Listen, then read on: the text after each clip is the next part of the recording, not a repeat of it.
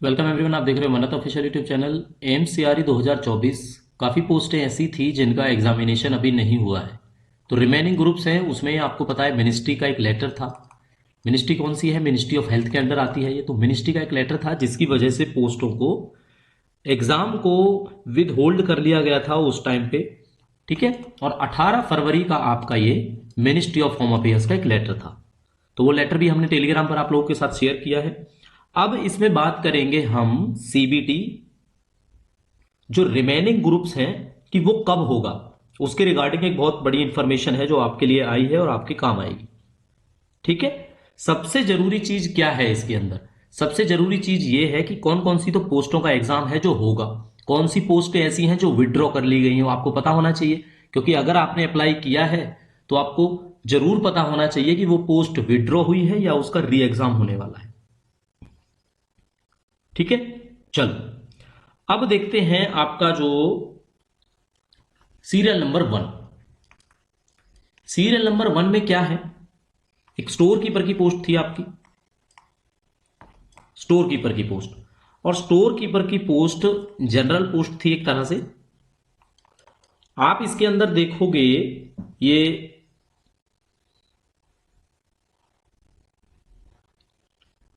इसके अंदर जो सीरियल नंबर 1 है इसके अंदर पोस्ट 1, 2 और 21। अब जो 21 पोस्ट है ना वो मर्ज की गई है ग्रुप 62 से। यहां पे हम लिख देंगे मर्ज्ड फ्रॉम ग्रुप 62, क्योंकि इस पोस्ट का नाम भी स्टोर कीपर है। Exactly clear? ये किन सब कौन सी थी? ये थी आपकी regional institute of paramedical and nursing sciences, RIPANS करके आइजवाल। सारी की सारी पोस्टें आपकी लेवल 6 की होती हैं। लेवल 1 की जो पोस्ट है वो स्टोर कीपर एम्स की है, खुद एम्स न्यू दिल्ली की। याद रखना बच्चों इस बात को, खुद एम्स न्यू दिल्ली की पोस्ट है। दूसरी जो पोस्ट है स्टोर कीपर की वो है आपका CAPF यानी central armed police force institute of medical sciences. ठीक है, CAPF IMS इसकी पोस्ट है। इसमें क्या है? इसमें हर किसी की क्वालिफिकेशन अलग अलग है। तो वो क्वालिफिकेशन देखने के लिए आप क्या करोगे, टेलीग्राम चैनल पर आपको इंफॉर्मेशन मिल जाएगी। पूरा का पूरा जो लेटर है आपके साथ, ये नोटिस है वो हम शेयर करेंगे। उसमें आप देख लेना कि बैचलर डिग्री चाहिए, 2 साल का हैंडलिंग का एक्सपीरियंस चाहिए। अगर ये नहीं है तो पोस्ट ग्रेजुएट डिप्लोमा जो डिग्री है आपकी मटेरियल मैनेजमेंट में वो रिक्वायर्ड है। या तो आपके पास पीजी मटेरियल मैनेजमेंट होना चाहिए, और अगर पीजी नहीं है केवल जी है, ग्रेजुएशन है, तो कोई भी बैचलर डिग्री हो, बस 2 साल का आपको स्टोर का एक्सपीरियंस रिक्वायर्ड है।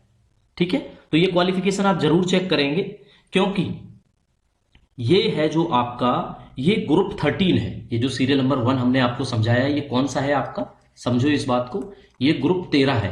अगर आपने भी ग्रुप 13 में अप्लाई किया है तो जरूर चेक करना। 13 के अंदर 1, 2 और 21 केवल यही पोस्टें बची हैं साथियों, बची हैं। बाकी क्या है? बाकी अब आप पूछोगे बाकियों के साथ क्या हुआ? बाकियों को विड्रॉ कर लिया गया है, यानी कि वो पोस्टें अब एडवर्टाइजमेंट में नहीं है, उनके लिए कोई एग्जाम नहीं होगा। अगर स्टोर कीपर का फॉर्म भरा है तो याद रखना एम्स न्यू दिल्ली के लिए अब आप एप्लीकेबल हो, CAPF IMS के लिए एप्लीकेबल हो, और आपका जो regional institute of paramedical and nursing sciences है उसके लिए आप एलिजिबल हो। बाकी की बाकी पोस्टें विड्रॉन करी गई हैं ग्रुप नंबर 13 से। ठीक है। तो ग्रुप नंबर 16 की बात करेंगे। इसके अंदर आपकी पोस्ट थी JMRO यानी कि junior medical record officer, request receptionist भी बोलते हैं इसको। ये एम्स न्यू दिल्ली लेवल 5 की पोस्ट होती है।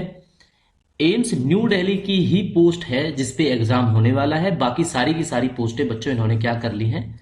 विड्रॉ कर ली हैं, यानी कि कैंसिल कर दी हैं। अगर इसके अलावा कोई और पोस्ट थी ना JMRO की आपका न्यू दिल्ली को छोड़ के किसी और इंस्टीट्यूट में, तो वो सारी की सारी विड्रॉल है। ठीक है, वो वापस ले ली गई हैं। अब एग्जाम होगा वो केवल एम्स न्यू दिल्ली JMRO की पोस्ट का होगा ग्रुप 16 के अंदर। चाहिए क्या होता है इसमें? डिग्री चाहिए होती है, पोस्ट ग्रेजुएट डिप्लोमा चाहिए होता है जर्नलिज्म में या पब्लिक रिलेशन में। ठीक है। समझने वाली बात आपके लिए ये है, ये मत सोचना किसका एग्जाम है किसका नहीं है। लास्ट में ये भी देखना है अगर इनका एग्जाम होना है तो आपको कुछ करना है या नहीं करना है। तो ये वीडियो के लास्ट में जरूर, जब ये ग्रुप हम डिस्कस कर लेंगे, आपको जरूर बताएंगे।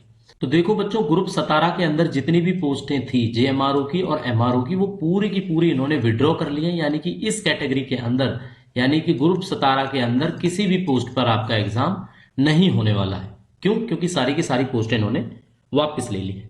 तो स्टैंड विड्रॉन हो चुकी हैं सारी की सारी पोस्टें ग्रुप नंबर 17 के अंदर। इसके बाद आ जाता है आपका ग्रुप नंबर 28। तो हर एक ग्रुप के बच्चे जिन्होंने अप्लाई किया है अपने अपने ग्रुप पे फोकस करना। इसमें आपकी टेक्निकल असिस्टेंट की पोस्टें थी, टेक्नीशियन की पोस्टें थी, anaesthesia, operation theatre, OT, ICU, ठीक है। टेक्निकल ऑफिसर की पोस्टें थी, टीओ की पोस्टें थी, ओटी की थी, टेक्नीशियन, एनेस्थीसिया टेक्नीशियन, मतलब टेक्नीशियन वाली जो पोस्टें थी।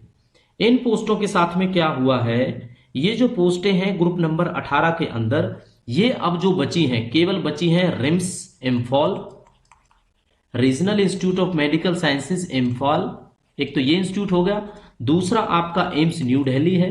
तो अगर आपको देख के आइडिया लगेगा एम्स न्यू दिल्ली की सारी पोस्टें होपफुली बच चुकी हैं जिन पे एग्जाम होने वाला है। एम्स न्यू दिल्ली हो गया।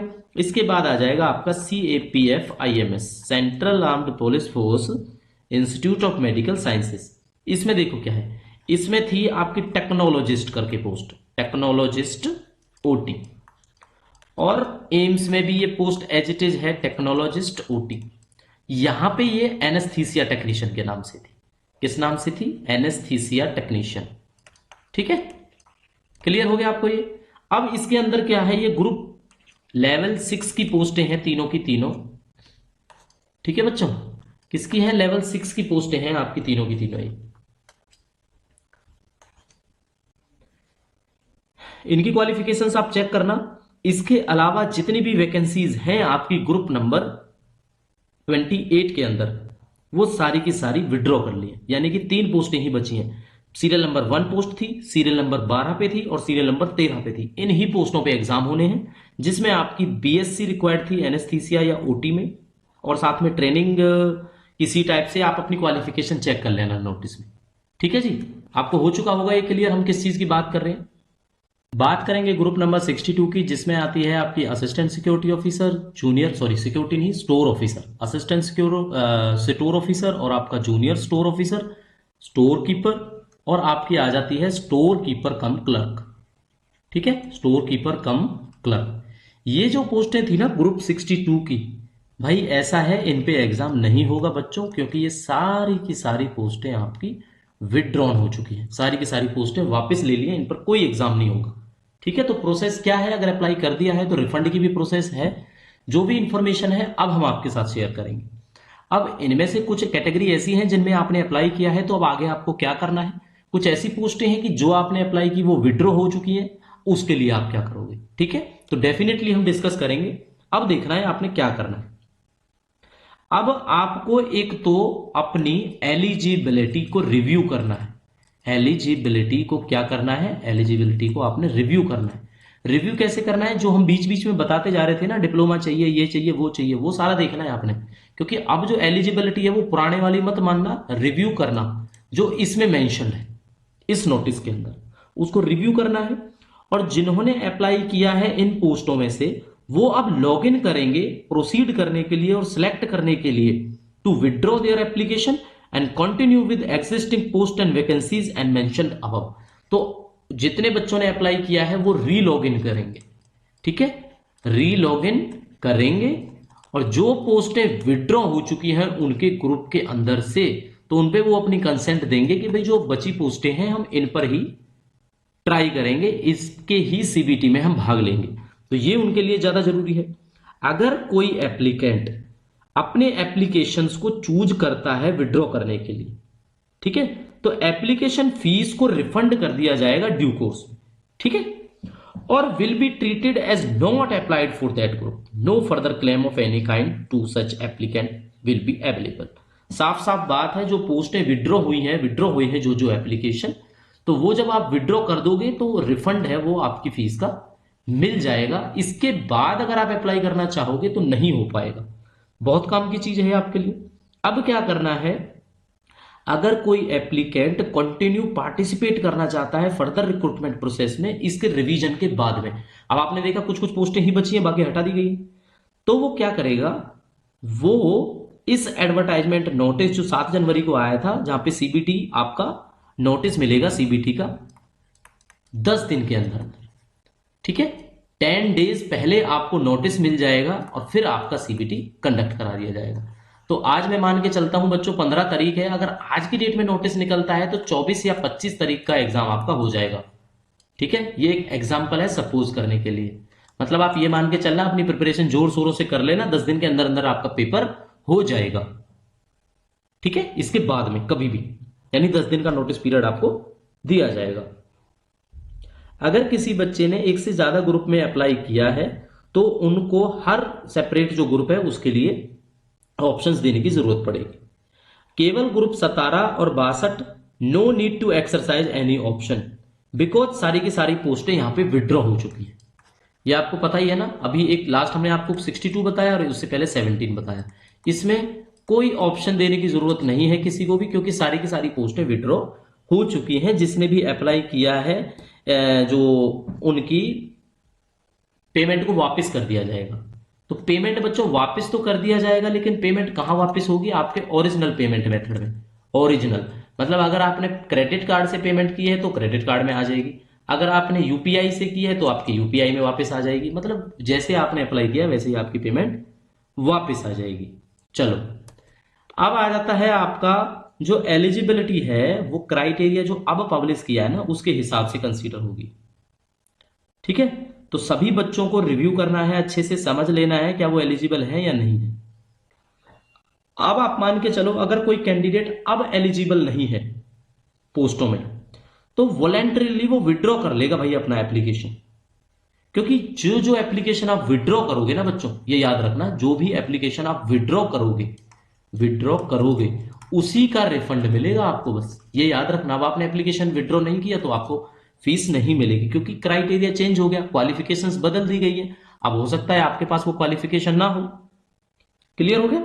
चलो, अब इसके लिए क्या करना है, ऑप्शन का जो फॉर्म है, अब जो ऑप्शन आपने देना है कि भाई मैं कंटिन्यू करना चाहता हूं, नहीं करना चाहता हूं, पोस्ट विड्रॉ करना चाहता हूं, नहीं करना चाहता हूं, वो आपका 18 मार्च 2025 से लेके 22 मार्च 2025 तक आप वो काम कर सकते हो, केवल 5 दिन के अंदर अंदर। ठीक है, और कब तक करना है? ये 5 बजे तक, उसके बाद साइट काम नहीं करेगी 22 मार्च को।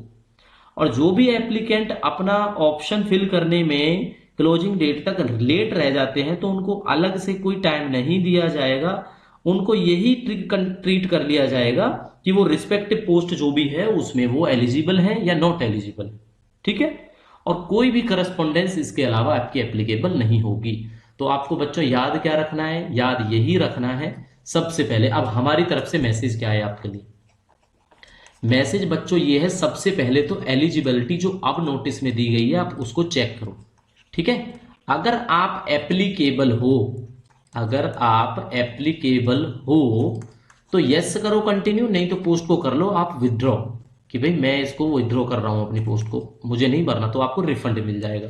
तो वो कर कब सकते हो आप? 18 मार्च से लेके 22 मार्च तक, केवल 5 बजे तक आप ये काम कर सकते हो। तो 2 काम आपके सबसे ज्यादा जरूरी हैं कि कौन सी पोस्ट के लिए आप एलिजिबल हो, कौन सी पोस्ट के लिए आप एलिजिबल नहीं हो। अब आपने ये बताना है आपको इन्फॉर्मेशन कैसी लगी, क्या आपके इन्फॉर्मेशन काम आई या नहीं आई।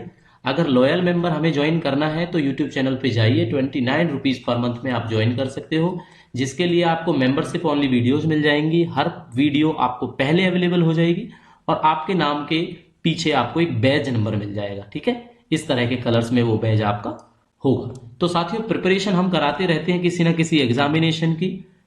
चैनल को विजिट करो फर्दर इन्फॉर्मेशन के लिए। मिलते हैं न्यू इन्फॉर्मेशन के साथ, तब तक के लिए thank you and see you soon.